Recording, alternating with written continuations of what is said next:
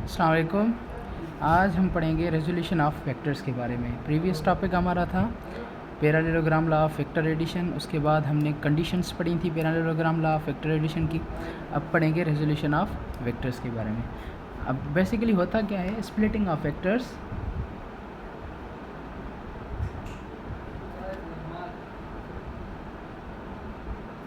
into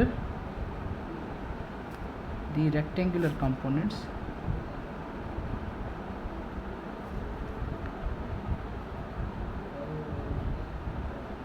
resolution of vector में क्या होता है, स्प्लिटिंग होती है वेक्टर्स की रेक्टेंगुलर कंपोनेंट्स में।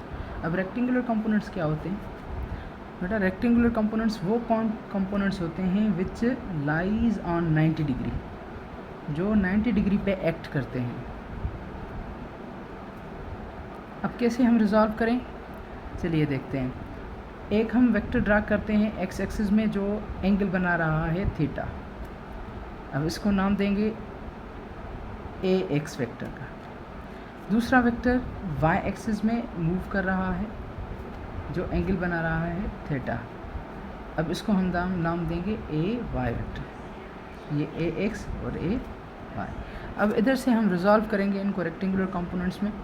तो कैसे बनेंगे, ये एक्स एक्सिस कंपोनेंट, ये एक वेक्टर एक्स में और दूसरा वेक्टर इधर वाई में। अब ये हेड टू हेड यानी कि हेड टू टेल मुताबिक ऐड हो रहे हैं, यानी कि कंबाइन हो रहे हैं। तो इधर हम क्या निकालेंगे, रिजल्टेंट बनता है tail to tail, head to head, ये बन गया रिजल्टेंट। ये है ए एक्स कंपोनेंट, ये है ए वाई कंपोनेंट, इधर बन गया ए इज़ अ रिजल्टेंट। तो हमने ये फिगर बनाई जिसमें हमने इन कंपोनेंट्स को रिजॉल्व किया है, स्प्लिट किया है रेक्टेंगुलर कंपोनेंट्स में। तो हम इस प्रोसेस को क्या बोलते हैं, रेजोल्यूशन ऑफ वेक्टर्स बोलते हैं। और उसके बाद हम आगे चलते हैं, ये पॉइंट देखते हैं कि अब कैसे हम इनकी इक्वेशन कैसे निकालें। तो आपने ट्रिग्नोमेट्रिक आइडेंटिटीज़ पढ़ी हुई हैं, आइडेंटिटीज़। तो ट्रिग्नोमेट्रिक आइडेंटिटीज़ में पहली ये कॉस थीटा, तो आपको पता है ये बराबर होती है बेस अपॉन हिपोटेनस के। और दूसरी होती है साइन थीटा, साइन थीटा बराबर होती है परपेंडिकुलर अपॉन हिपोटेनस की, परपेंडिकुलर अपॉन। तो इधर हम लिखेंगे कॉस थीटा, इधर बेस कौन सा है, ए एक्स, और hypotenuse is A is unit resultant vector. और साइन थीटा में आप देखेंगे परपेंडिकुलर कौन सा है, ए वाई कंपोनेंट, हिपोटेनस कौन सा है, A is a resultant vector. So ये इधर डिवाइड में इधर मल्टीप्लाई करेंगे तो ए एक्स कंपोनेंट हमारा कौन सा बना, ए कॉस थीटा, और जो ए वाई कंपोनेंट बना हमारा, A Y component is equal to A sine theta बना। सो हमने ये कंपोनेंट्स निकाले जो रेक्टेंगुलर कंपोनेंट्स हैं इस एंगल के हिसाब से, इस डायग्राम के हिसाब से हमने ये रेक्टेंगुलर कंपोनेंट्स को ड्रा किया है। अब इनकी एंगल भी आप फाइंड आउट कर सकते हैं by using the formula tan theta. Tan theta is equal to, आपको पता है टेन थीटा बराबर होता है परपेंडिकुलर अपॉन बेस के।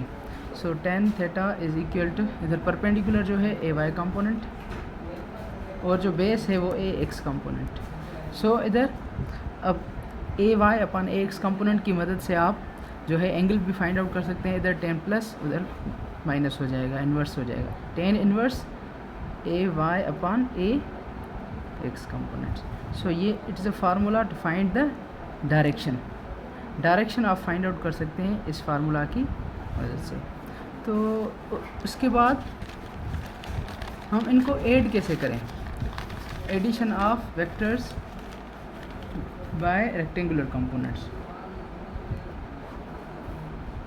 Addition of vectors by rectangular components,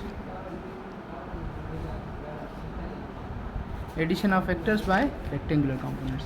देखिए बेटा, एडिशन ऑफ वेक्टर्स में आप क्या करेंगे, एक आप जो रिजल्टेंट निकालेंगे with respect to S X और दूसरा रिजल्टेंट निकालेंगे विद रिस्पेक्ट टू वाई। अब लेट सपोज इधर एक मैं डायग्राम बना रहा हूँ, that is X Y plane.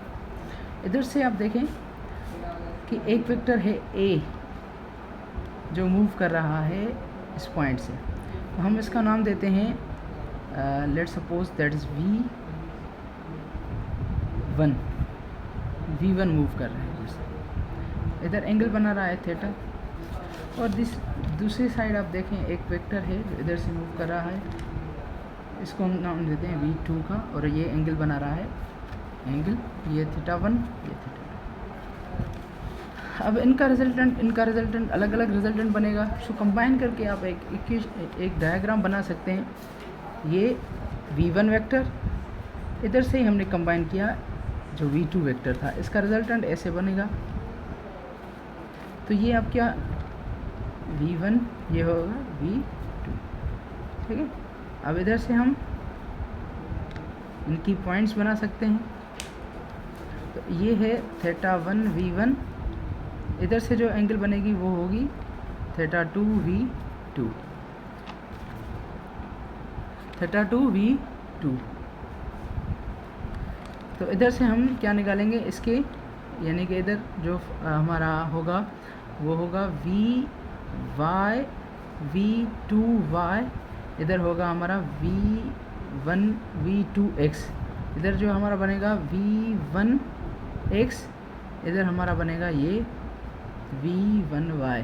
सो हमारा जो रिज़ल्टेंट हम अगर निकालें इनका, तो पहले हमारा जो बना वो बना Vx वाला रिज़ल्टेंट बनाएंगे, तो वो क्या बनाएगा V1 cos θ1 plus V2 cos θ2, और दूसरा जो रिज़ल्टेंट Vy कंपोनेंट वाला होगा वो निकालेगा V1 sin θ1 plus V2 sin θ2। तो ये आपकी x कंपोनेंट में इक्वेशन नंबर 1, लेट सपोज ये है y कंपोनेंट में इक्वेशन नंबर 2। अब इन दोनों को हम एडिशन ऑफ रिजल्टेंट कैसे करते हैं, इन दोनों का रिजल्टेंट बनेगा v, जो हम ऐड करेंगे Vx प्लस Vy बनेगा। So v is equal to Vx का वैल्यू आप रखेंगे इधर V1 cos θ1 plus V2 cos θ2, इन दोनों को हमने क्या किया ऐड किया रिजल्टेंट, मैग्नीट्यूड ऑफ रिजल्टेंट की एडिशन की वजह से। सो ये बना V1 sin θ1 plus V2 sin θ2। सो हम इस फार्मूला की मदद से अगर इस टाइप के आपको वेक्टर्स मिले हुए हों, जैसे मैंने ये फिगर बनाई है ऊपर, तो आप उनका रिजल्टेंट ऐड कर सकते हैं, रिजल्टेंट मालूम कर सकते हैं। सो मैग्नीट्यूड ऑफ रिजल्टेंट भी आप फाइंड आउट कर सकते हैं, जैसे कि आपको पता है मैग्नीट्यूड ऑफ रिजल्टेंट के लिए हम क्या लगाते हैं, पाइथागोरस थ्योरम। तो इन दोनों का ये है x कंपोनेंट, ये है y कंपोनेंट, इन दोनों का क्या करेंगे हम x कंपोनेंट का भी स्क्वायर y कंपोनेंट का भी स्क्वायर, वो हमें क्या मिलेगा magnitude. So magnitude is equal to under radical V1 cos θ1 plus V2 cos θ2 का whole square plus V1 sin θ1 plus V2 sin θ2 का होल स्क्वायर।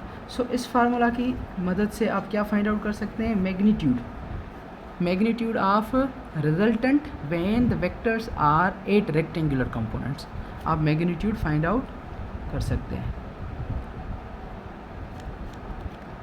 अब इसका कुछ न्यूमेरिकल वैल्यूज़ होते हैं, कुछ कंडीशंस होती हैं, अगर वो कंडीशंस हम देखें तो what are the necessary conditions. अब देखिए कंडीशन नंबर 1 इधर मैं लिखता हूँ, कंडीशन नंबर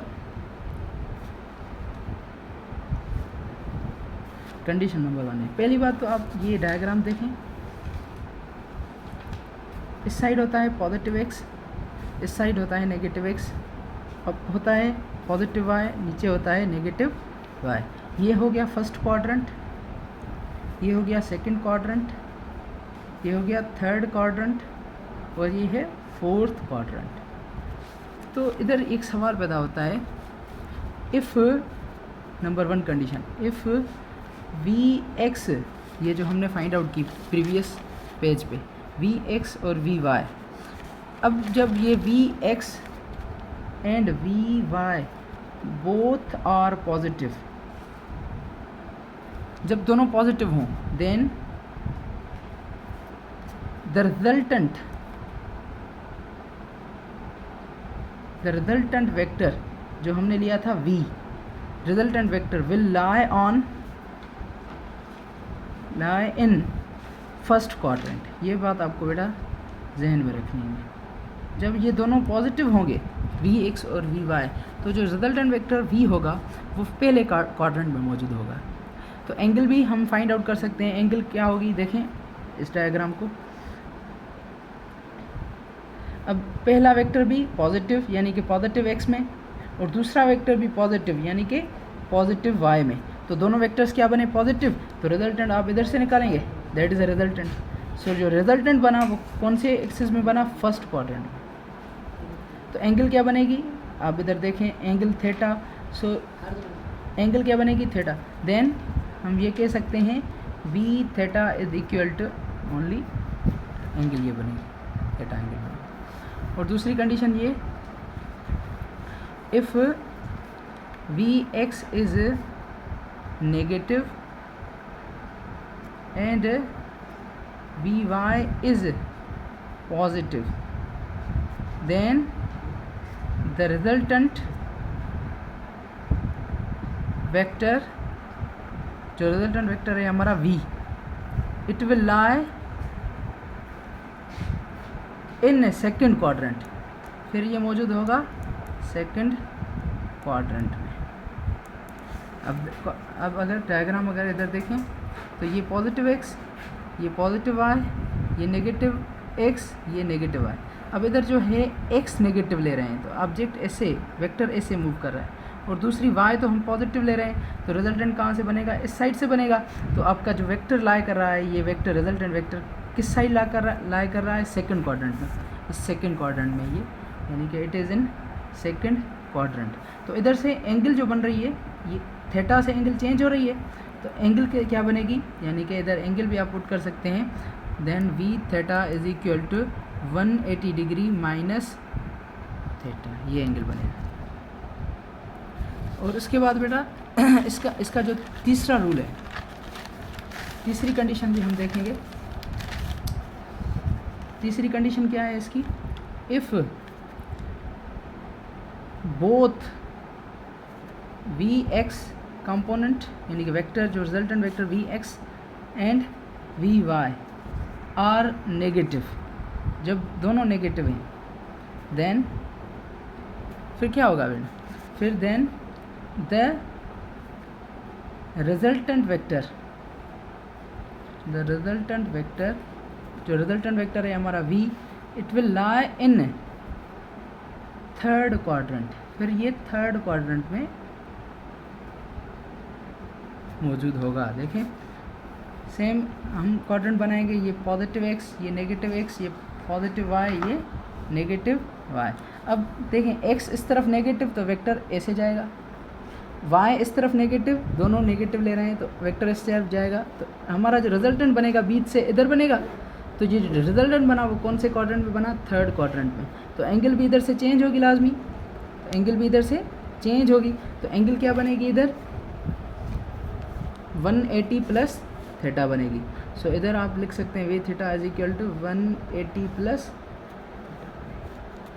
ये एंगल आप लेंगे। और fourth and last rule is that if V Y component is means V Y resultant is negative and V X is positive, then the resultant will lie in fourth quadrant, जो resultant वो होगा वो fourth quadrant में होगा। Look at here same thing बेटा, it is very easy, you can understand. ये है positive x, ये है नेगेटिव x, ये है पॉजिटिव y, ये है नेगेटिव। अब x तो हमने पॉजिटिव ली ऐसे, और जो y है वो नेगेटिव ले रहे हैं, तो y वेक्टर नेगेटिव है तो रिजल्टेंट इससे इस साइड बनेगा। मतलब जब रिजल्टेंट इस तरफ बना तो ये क्वाड्रेंट कौन सा है, फोर्थ, यानी कि रिजल्टेंट जो होगा वो फोर्थ क्वाड्रेंट में मौजूद होगा, फोर्थ क्वाड्रेंट में मौजूद होगा। तो एंगल भी इधर से चेंज होगी लाजमी ऐसे, यानी कि इधर से जो एंगल बनेगी वो एंगल भी आप लिख सकते हैं V theta is equal to 360 degree minus. तो बेटा ये जो चार रूल्स हैं जो रेक्टेंगुलर कंपोनेंट्स के हिसाब से इट इज़ वेरी इंपॉर्टेंट, आपके क्वेश्चंस में आ जाते हैं, आपके एमसीक्यूज़, बहुत सारे एमसीक्यूज़ जो होते हैं वो इनसे बनते हैं। सो बहुत सारे स्टूडेंट्स को ये पता नहीं होता कि ये क्वाड्रेंट्स का चक्कर क्या होता है, रेक्टेंगुलर कंपोनेंट्स के अंदर, but it is very necessary to understand. ये आप प्रैक्टिस करें, आप ये जहन में बिठाएं, और इन पे जो है आप मुख्तलिफ MCQs को सॉल्व कर सकते हैं। मुख्तलिफ बुक्स के अंदर इनके हिसाब से MCQs लिखे हुए हैं। तो ये जो सारा टॉपिक था, ये फर्स्ट ईयर का टेक्स्ट बुक जो न्यू टेक्स्ट बुक आया है उस हिसाब से जो है उस टॉपिक को मैंने डिस्क्राइब किया। सो अगर आपको ये वीडियो पसंद आया तो लाइक करें, सब्सक्राइब करें। Thanks so much.